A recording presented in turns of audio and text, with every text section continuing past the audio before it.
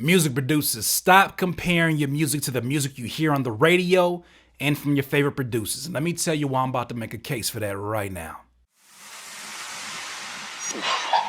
Airbit.com. Music producers, it's very natural. Have no fear. It's very natural for you to compare your music to the music you hear on the radio, to the music producers that you look up to. It's a very natural thing. I did the same thing. In the very beginning, I used to listen to my beats, and man, I used to say, like, why do my beats not sound like, why don't they knock? But why don't they knock like how the radio beats knock? Why don't my drums knock the way Timbaland's drums knock?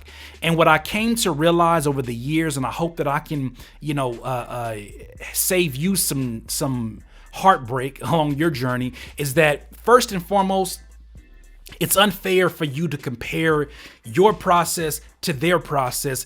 It's unfair for you to compare your particular beats to their particular beats because they go through different processes. Now here, first and foremost, when you're comparing your music to the music on the radio, understand the radio music, the process alone that it takes for a song to go from a studio all the way onto the radio. You'd be amazed how many hands touch that song. You know, some people like to outsource their music to be mastered by certain companies that their only purpose is not to mix the song, it's just to master it. So when they, bounce a song out, an engineer bounces a song out and they leave headroom, what they do is they send that over to a mastering company to basically, kind of like, almost like pull the strings like Geppetto of the different soundscapes that they want to pull more out of. It's a lot that's going into that process. And, something that somebody told me that was very helpful in addition to that was that, what you have to realize is that when you're dealing with $100,000 equipment, like an SSL board, those big boards you see in the studios, they're $100,000 for a reason, right? They're expensive like that because you can't get that sound in any other thing that you're using. Now, that's not to say people are not using cheaper things and getting on the radio. No, by all means, it's happening, because what it comes down to is the connection with the people. What I'm saying is when you're comparing your music to music that you're hearing, the people that you're looking up to, if you don't know all the tools that went into it, it's unfair to you and your process, unfair to you and your growth. What you're going to end up doing is what I ended up doing. I started comparing myself way too early. And, what I didn't acknowledge was the fact that two things. One, they had this very expensive equipment and I had limitations based upon what I had because I didn't have that equipment. And two, what I overlooked was that no matter how great a beat sounds, it all has to start with something. Maybe it's a kick. Maybe it's a melody. Maybe it's a very simple melody. Maybe they don't even know how to play the keys. Maybe they just know how to play a few keys and then they build it into chords and it becomes what it becomes. Every beat has a beginning. When you understand that every beat has a beginning, you start to look at your beat and say, you know what? It may not necessarily be there right now, but I'm making improvements. And as long as you're improving upon the model of what you were yesterday, you are winning. Don't get yourself caught in the mindset that, man, my beats just need to be sounding like this person's, or they need to sound like this, or I'm not going to make it.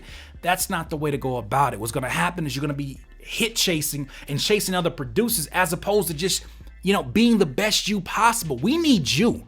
We need your sounds. We don't need another Sonny Digital or another Metro Boomin. We need you. It's great if those are your influences. It's great if you're using it as a learning tool and you're learning different techniques. But guess what? You got techniques that we got to hear from. I've done some amazing things with, the very stock sounds of FL Studio in the very beginning. People were like, what drum kit is that? And I'm like, the one that came with FL Studio. They're like, nah, no way. I just learned more about my skill set, more about technique. And really, I made the focus not how can I be, how can my music sound as good as the ones on the radio? I said, how can it be better than what it is already? How can I improve upon that? Are there things that I can learn from them? Because, keep in mind, there's a lot of resources out here, more than when I was coming up. When I came up, the only thing we had was really Scratch Magazine that would tell you some sort of, the equipment that certain producers use. But keep in mind, they didn't tell you all the equipment. They just kind of tell you just enough. They can't tell you their trade secrets, right? But for other producers, or not other producers nowadays, we have resources like just different websites that'll tell you all the equipment that they're using, or at least what's been featured in videos that they've been doing, and going from that process and saying, okay, I need to improve upon what I already have. If you're not at that level, and you wish to attain to be at that level, wish to attain that level, you got to focus in on what you got right now. Maximize that right there where you're at. If you're in a patio, if you're in a closet, if you're in, your bedroom, you need to maximize upon what you have right there. Before you worry about, trying to sound like, the stuff you hear on the radio, how about you just get some studio monitors first?